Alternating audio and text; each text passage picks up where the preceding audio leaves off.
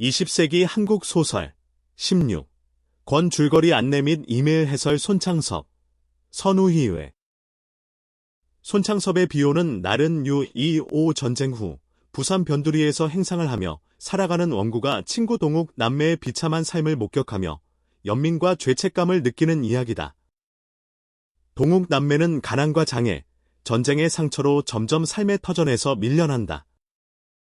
비 오는 날 원구는 동욱 남매가 사라졌다는 소식을 듣고 자신이 동욱을 팔아먹은 것 같다는 자책감에 빠진다.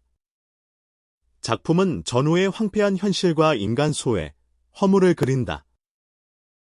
손창섭의 미해결의 장은 전쟁 이후 극심한 궁핍 속에서도 미국 유학이라는 허황된 꿈에 집착하는 가족과 무기력하게 하루하루를 보내는 대학생 지상이의 시선을 통해 전후 사회의 절망과 허물을 그린다. 가족은 생계수단인 재봉틀마저 빼앗기고 지상이는 사촌 선옥을 창녀 광순에게 맡긴 뒤 깡패들에게 폭행당한다.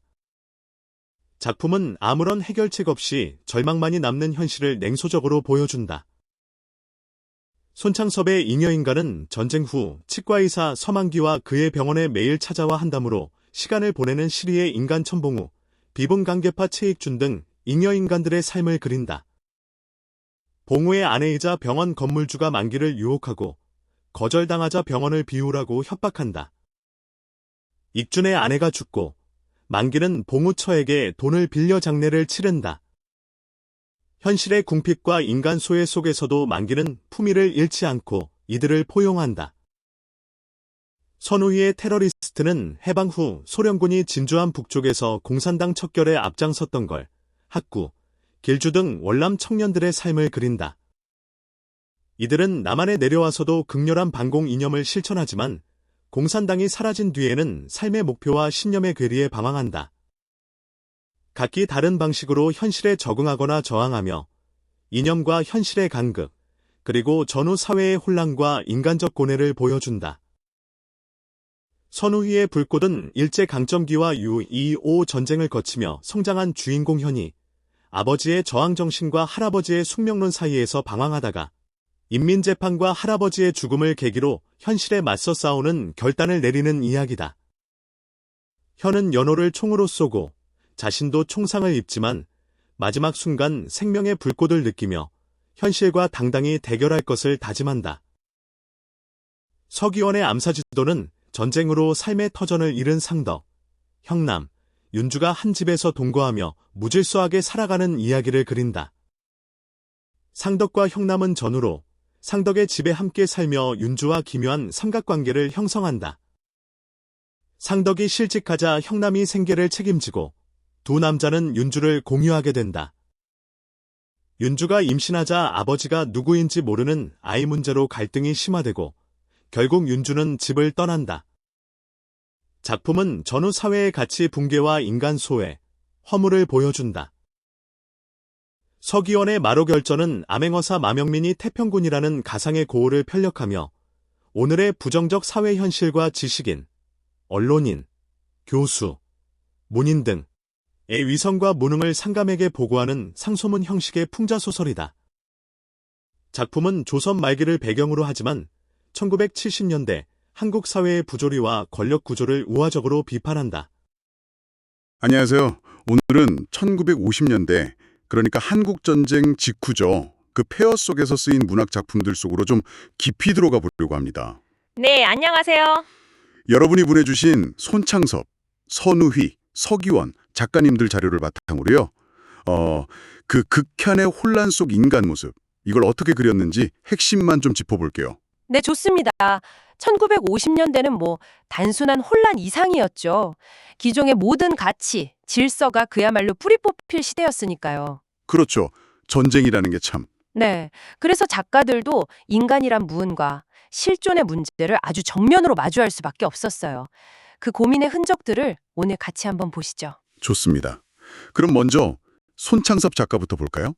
그 작품들 보면 와, 정말 암울함이 숨막힐 정도예요. 그렇죠. 특히 비 오는 날에 계속 내리는 비, 또 막 허물어져 가는 건물, 이게 그냥 배경이 아닌 것 같아요. 정확하십니다. 그 손창섭 작가에게 배경은 인물의 내면이고 또 시대 그 자체죠. 아, 당시 임시수도 부산이라는 공간이 고향 잃은 사람들한텐 거의 뭐 절망의 끝 같은 곳이었거든요. 네, 갈 곳 없는. 네. 계속 내리는 비는 끝나지 않을 것 같은 고통, 뭐 그런 거고. 폐허가 된 건물은 말 그대로 무너진 삶 자체, 그런 상징이죠. 그렇군요. 주인공 원구는 그냥 무력하게 바라만 보고 동욱, 동옥, 남매는 정말 네. 전쟁이 인간을 어디까지 망가뜨릴 수 있는지 그걸 보여주는 아주 비극적인 인물들이죠. 희망이 없어 보이는. 그 원구 이름이 구원을 뒤집은 것 같다는 해석도 있더라고요. 재밌었어요. 아, 네네. 그것도 흥미로운 지점이죠.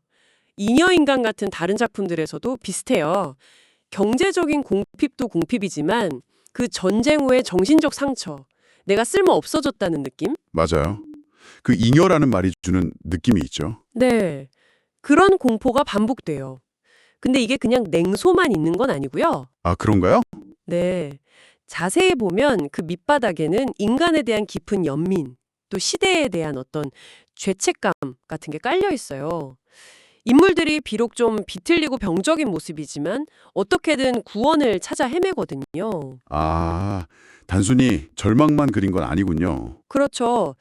여러분도 한번 이런 극한 상황에서 인간이 어떻게 변하고 또 뭘 갈망하게 될지 생각해 보시면 좋을 것 같아요. 네. 손창섭 작가가 이런 절망 속 실존에 집중했다면 선우희 작가는 좀 다른 느낌이에요. 이념과 현실? 여기서 부딪히는 모습이랄까요? 맞습니다.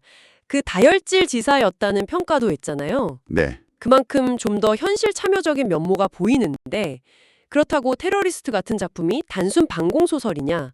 그건 또 아니라는 거죠. 오, 그럼 어떤 점에서 다른가요? 주인공 걸이 처음에는 정말 철저한 방공주의자예요. 그런데 시간이 지나면서 자기가 믿었던 그 이념하고 실제 현실 사이에 뭔가 균열을 느끼는 거죠. 괴리감 같은 거군요. 네. 그러면서 알고 싶다. 이런 지적인 갈망을 품게 돼요. 이게 결국엔 방공 이념이라는 것 자체도 어쩌면 하나의 틀일 수 있다. 이런 성찰로 가는 거거든요. 그렇군요. 굉장히 복잡한데요. 네. 그래서 그 생생한 입말이나 또 폭력 묘사 같은 걸 통해서 오히려 이념의 어떤 허점, 허상을 드러내려는 시도로 읽을 수 있는 거죠. 불꽃에서는 동굴이라는 공간이 중요하다고 하던데요. 네, 맞아요. 동굴. 이게 이데올로기 같은 외부 세계에서 좀 벗어나서 그야말로 생존, 존재 자체에 집중하게 만드는 공간이죠. 약간 원초적인 공간. 아, 네. 동시에 그 할아버지부터 손자까지 3대에 걸쳐서 고통의 역사가 이어지잖아요. 네, 순환의 역사죠. 그렇죠. 근데 그 속에서도 뭔가 꺼지지 않는 생명력, 더 나은 삶에 대한 아주 희미지만 끈질긴 소망, 그걸 이제 불꽃으로 상징화한 거죠. 전쟁 경험을 넘어서 민족 전체의 역사로 확장하려는 시도였군요. 네, 그런 야심이 보이는 작품입니다. 자, 그럼 마지막으로 서기원 작가 암사지도. 와, 제목부터가 윤곽만 그려진 지도라니 벌써 불안한데요? 그렇죠. 뭘 의미하는지 딱 오죠. 근데 그 두 남자가 한 여자를 공유한다는 설정? 이건 뭐, 와, 당시로서는 정말 파격적이었겠어요? 네, 엄청났죠. 이게 뭘 보여주냐면 전쟁 때문에 기존의 도덕, 윤리, 가족관계 같은 모든 사회 질서가 완전히 그냥 무너져 버린 거예요. 아, 모든 게 뒤죽박죽된 상태? 네. 그런 비정상적인 관계가 오히려 전후의 정상처럼 되어버린 그런 비극적 현실을 극단적으로 보여주는 장치인 거죠. 주인공 형남이 화가 꿈을 접고 극장 간판 그린다는 설정도 뭔가 의미심장한데요? 네, 그게 진정성 같은 게 사라진 세상에서 개인이 겪는 어떤 방향상실, 자기 분열 이런 걸 상징한다고 볼 수 있어요. 암사지도라는 제목 자체가 어디로 가야 할지 모르는 불확실한 시대를 살아가는 인간의 불안감을 담고 있고요. 그렇군요. 그런 부조리함이나 방향상실이 70년대 작품 마록열전 3에서는 풍자로 이어진다고요? 네, 맞아요. 마록이라는 제목이 재밌는데 이게 고라니를 뜻하기도 하지만 그 지록이마, 고사 아시죠? 네. 사슴을 말이라고 우기는 거예요. 그렇죠. 진실이 왜곡되는 현실을 딱 꼬집는 거예요. 타락한 현실 자체도 조롱하고 또 권력에 막 아부하면서 진실을 외면하는 지식인들의 위선도 아주 날카롭게 풍자합니다. 직접 말하기 어려우니까 풍자라는 방식으로 비판한 거군요. 네, 그 모호함 속에 오히려 더 날카로운 비판을 숨겨두는 방식이죠. 어쩌면 여러분이 지금 시대에도 미디어나 사회 현상 속에서 발견할 수 있는 모습일지도 몰라요. 네. 오늘 이렇게 세 작가, 손창섭, 선우희, 서기원, 전쟁이라는 거대한 비극 앞에서 정말 각자의 방식으로 인간과 시대를 깊이 파고들었네요. 맞습니다. 절망 속에서도 아주 작은 인간성을 찾으려 했고, 네, 이념과 현실 사이에서 고뇌하며 길을 찾으려 했고, 그렇죠. 또 무너진 질서를 부조리와 풍자로서 드러내려 했죠. 이 작품들이 단순히 50년대 기록에만 머무는 게 아니라 네, 어떤 극한 상황에 던져진 인간이 어떻게 생각하고 또 어떻게 행동하는지, 어떻게 의미를 찾아 나가는지 이런 보편적인 질문을 던지는 거죠. 특히 이게 뭐 왜곡 이론 빌려온 게 아니라 정말 자기 몸으로 겪어낸 체험에서 나온 성찰이라 더 깊은 울림을 주는 거고요. 그렇네요. 폐허 위에서 길을 찾으려 했던 이들의 목소리.